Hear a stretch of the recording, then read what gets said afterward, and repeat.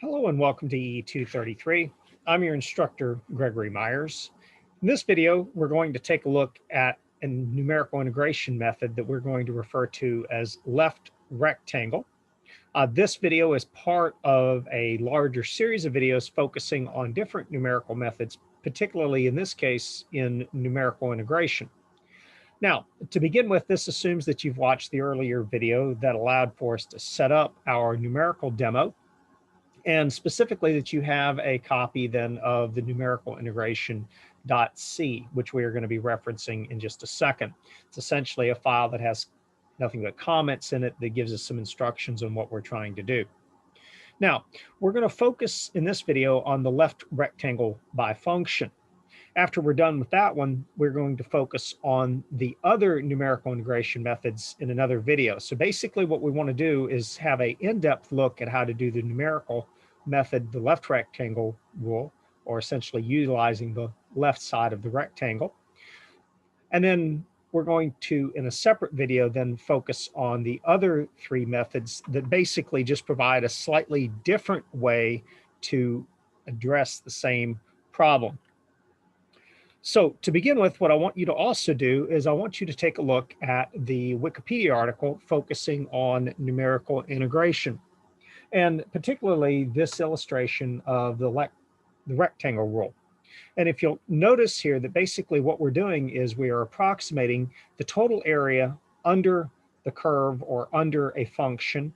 And you can also think of this as the difference between the function value or the area that is enclosed by the function and the x-axis or y equal to 0.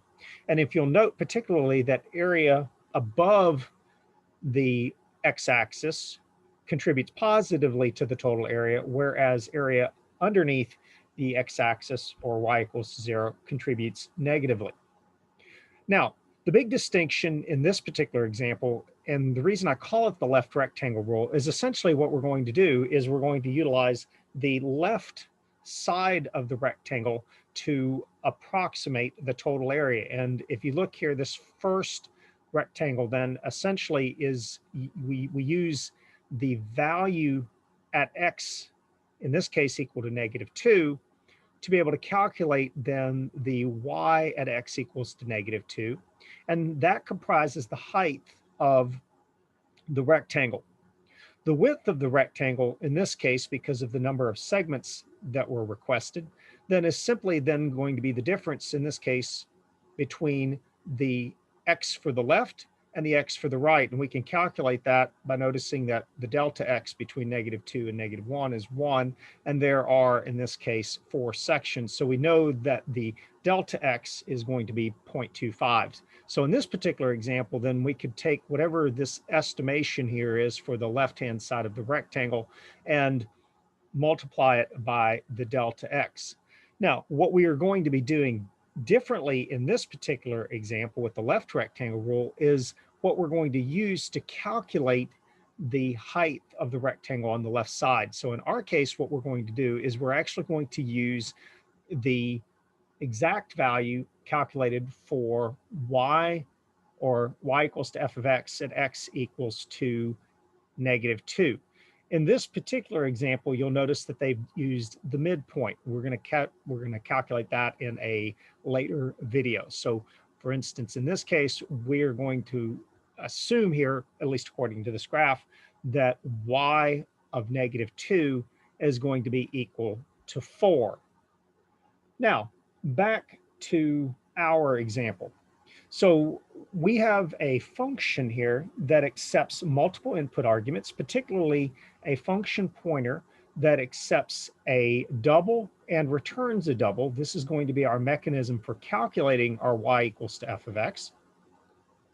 We also provide it with an x min and an x max, both of which are double, and they represent the start and end points of our entire integration interval, and n, which is essentially the number of data points that we would want to have. And this is essentially the total number of x points along our x-axis. We're going to utilize this n now to be able to determine our delta x. And then lastly, you'll note that our function returns a double. And the idea here is that our function would return the area that was approximated under the curve given a particular x min and x max, as well as a total number of data points. Now, so we want to jump into this particular function. So we can right click and we go to declare definitions. And you'll see that in the earlier video, we sort of stubbed in our function, including a quick comment that essentially indicates that our function is correctly wired into our main. If you've not yet done this, I would encourage you to go back and look at that earlier video. The first thing we want to do is create some temporary variables, and we'll add them as we go along, as we might discover some that we've missed. But at the very least, we know that we're going to need a double that is going to constitute our delta x, or x delta. Likewise, we also want to somehow keep track of perhaps the total number of iterations should we need that later. But the first thing that we want to do is we want to start by verifying our input arguments. We don't need an area variable because we're essentially going to provide that via the results. The results is essentially supposed to act as our area variable. So let's go ahead and jump into this, and let's go ahead and start by evaluating our input arguments. And so what we're going to do is a little bit of what I refer to as negative logic, meaning that we're going to check the scenarios that would be disruptive to our algorithm, or essentially input arguments that are unusable for us. And the first one would be if the function that was passed essentially was a null pointer. And so the first thing we want to do is we want to check to see that our f is equal to null. And if this is the case, then we want to provide back to the user some sort of error that says the function f is null. Now, at this point, we've got a little bit of a dilemma because we have chosen to provide the results via the return argument in this particular function. In a later video, we'll take a look at how to get around this problem, but you could also provide the area as a by reference variable. In this particular case, though, we're going to simply provide the return value as a double. So in this case, then we would essentially return results equal to the initialized value of 0.0. So we'd want to do some additional validation outside of the function. But continuing with validating the rest of our variables, we have to decide, for instance, that what is an invalid input argument. And so, for instance, we would prefer that our x min would be less than our x max. So the next thing that we wish to check then is if our x max is less than or equal to our x min. And we want to check it this way because we really would prefer that our x max was specifically greater than our x min. And so once again, in this case, then we'll just simply say something like error x max, and you might also consider providing the value %f is not greater than your x min equal to %f. And this will hopefully provide some additional logic or additional feedback rather back to the user. So in this case, what we're going to do is we're going to plug in our x max and our x min variables. And then along the same lines, then we also need to have a n that makes sense. And as I mentioned earlier, n is the number of data points that we are going to essentially use to calculate our area approximation. And in order to be able to do this algorithm correctly, we need to assume that we at least have 2 data points. Essentially, for the first rectangle, it needs to be both the left and the right side of the rectangle. So our function should not work, at least the way that we've described it, when n is less than 2. So we want to have an additional check here that says else if n less than 2, essentially, once again, provide a message back to the user that says simply error, n must be greater than or equal to 2. And you can as well go ahead and provide the actual value in the error message, but either way, provide some sort of feedback back to the user. Now, if we have reached our else, that simply means that we have at least tested most of the scenarios that we would expect in providing unusable information to us or unusable input arguments. So at this point, we can proceed with our calculations. All right, and then to begin with, the first thing that we want to calculate then is going to be our x delta. And our x delta is simply going to be our x max minus our x min. And then what we're going to do is we're going to divide that not by n, but rather by n minus 1. And so if you think about it, this logic here, if you have a foot ruler, a typical ruler, uh, I always ask the question, how many inch tick marks are on a 12-inch ruler, 12-inch being a foot? And invariably, the answer I get is 12. Well, the answer is actually 13 because there's technically a tick mark for 0 all the way through to the 12th inch. So there's a total of 13. So in other words, if you want to provide 13 data points, you actually need n minus 1 or 12 intervals. So put succinctly, a 12-inch ruler has 13 tick marks. So in this case, then we've calculated our x delta. And what we would like to do now is we would like to build a loop that allows for us to start off at our x min and continue to our x max with the interval being x delta. Now, what we'd like to have here now is a temporary or iteration variable, and I'm going to add one more variable here. It's going to be our x current. And so the idea here is that I can simply loop through using a while loop and calculate the x current for each location along our interval from x min to x max. Now, if you've looked at the instructions, you'll also note that we want to have a few other pieces of information here. We would like to also store the n current. In other words, we'd like to know which iteration we are currently on. In other words, which segment we are currently on. So we can go ahead and provide an int for our n current. And if you also notice, the goal here is that we would like to be able to output this data into a file.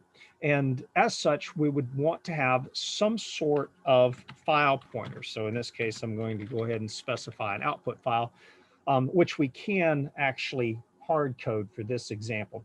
Ultimately, we would also like to consider adding this as an input argument to our function for increased flexibility.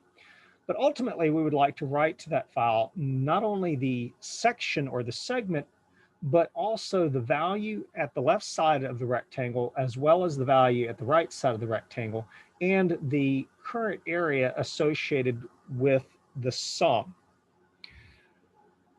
Now, that means that we want to initialize our n current. And what we can do here is we can simply say our n current then is equal to 0, and just be careful of where we are, in fact, incrementing it. Likewise, we want to initialize our x current, and the most logical value for our initialization for x current will simply be our x min. And as I mentioned earlier, it depends on whether you choose to use a for loop or a while loop as to whether or not we have to pre-initialize our x current. I'd like for us to use a while loop in this case, so I'm going to pre-initialize it. And so what we want to do here is we simply want to say while our x current is less than our x max. And so essentially what we want to do is we want to stop once our x current exceeds our x max. And you'll see why we want to do it this way in just a second. And then before we forget, we want to go ahead and remember to increment not only our x current, so our x current is going to be equal to our x current plus our x delta, but we also want to remember to increment our n current, and this we can do with our shorthand notation. Now, the other thing we want to do is we want to go ahead and open our output file, because ideally what we would like to do is simply do this all in one loop. And so outside of our while loop, we want to go ahead and open our file by saying output is equal to fopen. And once again, we're going to hard code this for this particular example. And if you notice in the instructions here, I'm going to call this left_rectangle.csv.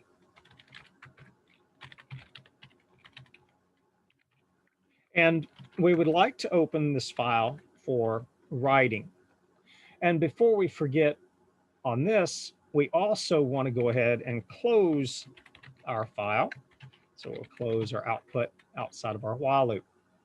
The idea being is as we make our calculations, we want to go ahead and insert them into the file. So we've initialized our results, which are also or is also our area current. We've initialized our x delta. We've initialized our x current and current. So we're pretty much set now to go ahead and make our calculations for our iterations of our rectangle. I would suggest to go ahead and create a couple of additional temporary variables just for clarity and also for ease of writing to the file.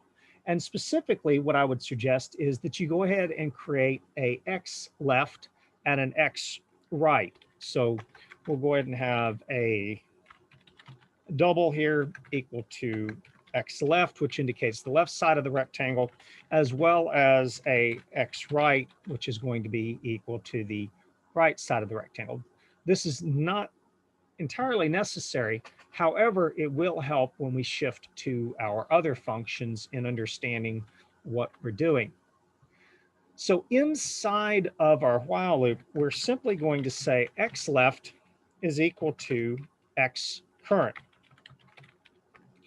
Therefore, our x right is going to simply be equal to our x current or x left plus our x delta. Hopefully now it's going to start becoming a little bit clearer how we are going to calculate then our area, because essentially area is going to be equal to, or the area for a specific n rather, let me rephrase it that way, area for a specific n is going to simply be then for this particular example, x left, rather the y of x left times our x delta. In other words, essentially, it's just going to be the height of the left side of the rectangle times the width of the rectangle. And so what we can do now is we can use our results variable as our area variable, and we'll simply say results is going to be equal to results plus, now what we have to do is figure out how to take that y of x left and convert it into a value? Well, fortunately, we have our function. So in other words, our first input argument that accepts a double and returns a double.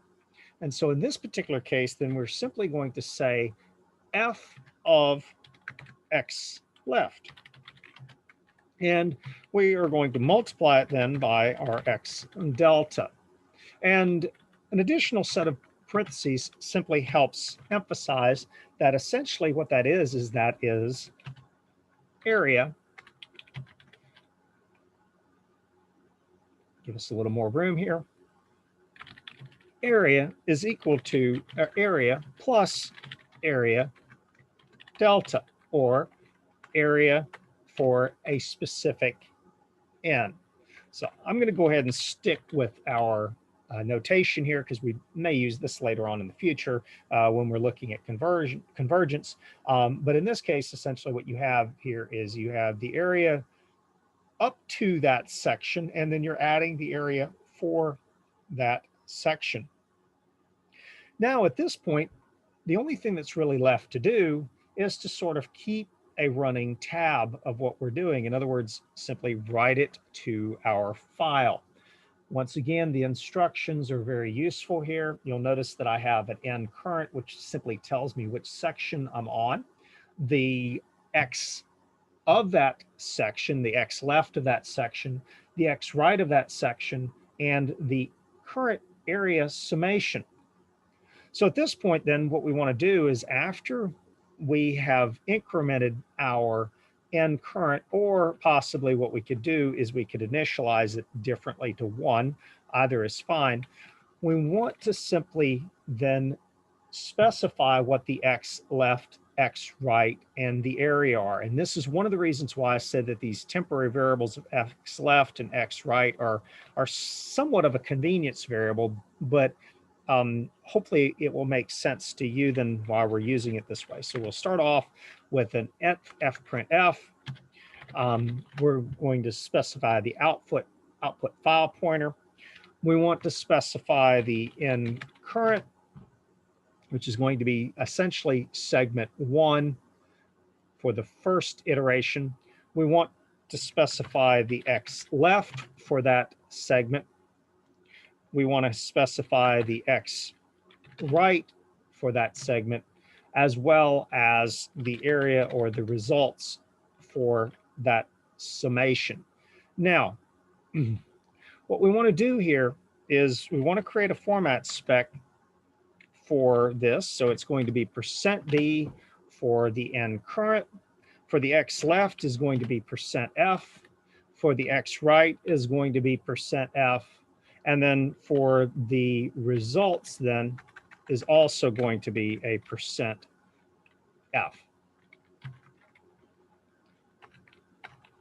Followed by a new line.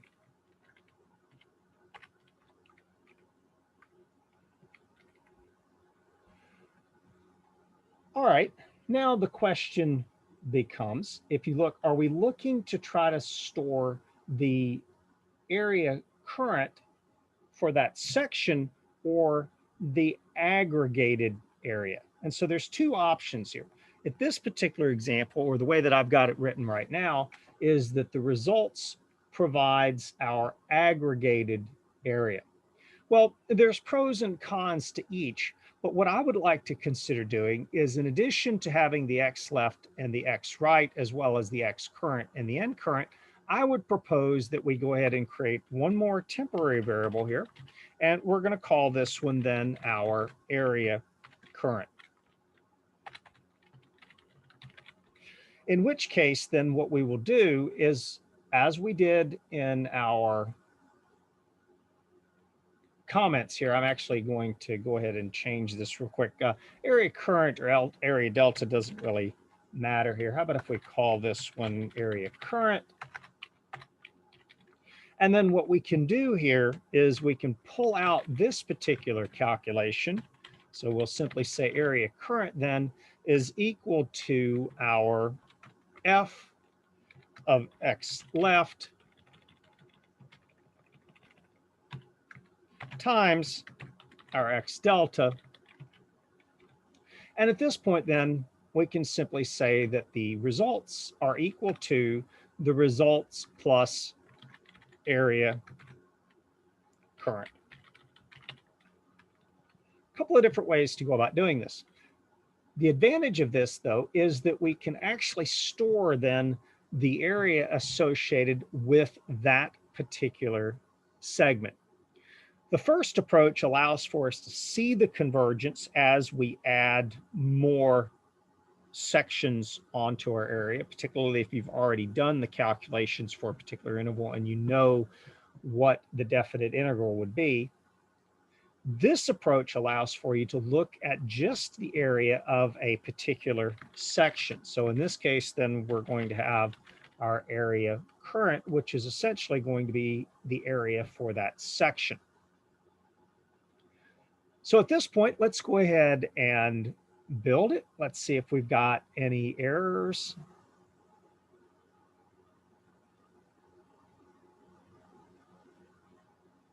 And looks good so far. Now, what I would recommend that you do at this point is to go ahead and pause the video and pick a particular function that you would like to work with. In our earlier video, we worked with sine, cosine, and tangent. And what I would encourage you to do is to go ahead and do the hand calculations for a particular integral for either the sine, cosine, or tangent over a particular interval.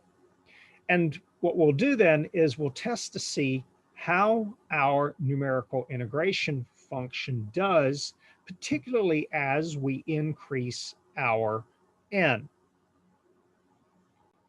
So for my first test, I'm choosing to use y equals to sine of x.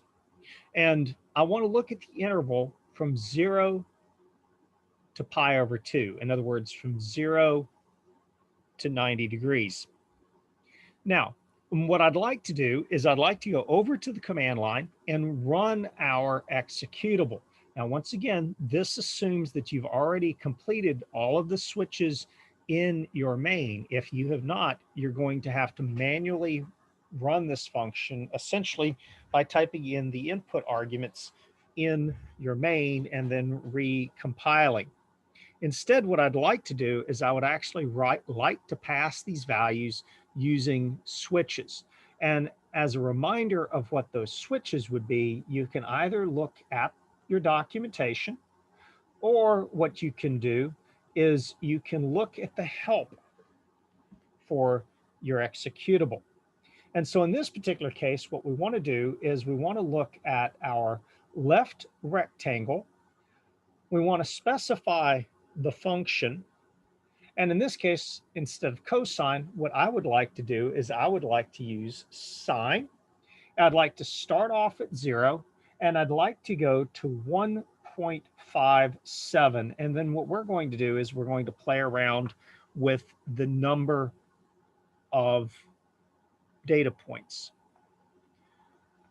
All right, so to begin with, once again, we can either use the help in our executable, and we can get to that simply by typing in numerical demo.exe with no switches. You should get the same help that you would have gotten from our document. And so we want to start off with then the first switch is going to indicate which method I want to use. Rather, the first switch should be whether it's going to be interactive or parametric. We're going to start with parametric, and then we'll also check our interactive mode. At that point, then we want to choose the left rectangle. We want to specify, in this case, that we want to do this by function. We want to specify which function we are interested in testing. We want to specify our x min, our x max, as well as the number of points. I'm going to start off with 11 because I want to have ultimately 10 segments. And then let's hit enter. And miraculously, we have no errors, and we seem to have a value that makes sense. And why do I say that? Well, if you do the calculations by hand, you should end up with an area approximately equal to 1. Okay, so if you did the calculations by hand, you should have gotten 1. And so we know with the numerical methods that we're going to be approximating that value. And in this case, we end up with 0.918650, which seems pretty reasonable. Now, before we go any further, we also want to type in dir, and you'll notice that we now have a file called left_rectangle.csv. Now, we can go ahead and look at this file by looking at it in Explorer and then dragging and dropping it into NetBeans. And you'll see here that we have a total of 10 segments. You can see the start and the end of each segment. And notice I picked this value because the numbers should be relatively easy to recognize. In other words, 1.57 divided by 10 should mean that your delta x is 0.157. So you should be able to track these values pretty easily. So you'll have your x min, your x max, and the area associated with that segment. And that first area looks a little surprising. Well, it shouldn't be, because you know that the sign of 0 is 0. So essentially your first segment had an area of 0 because we were using the left side to calculate it. And that should be a good example of why different numerical methods are more efficient or more accurate than others. In this particular case, we're using a rectangle to approximate a sine curve, which by its very nature isn't going to be very efficient in certain segments.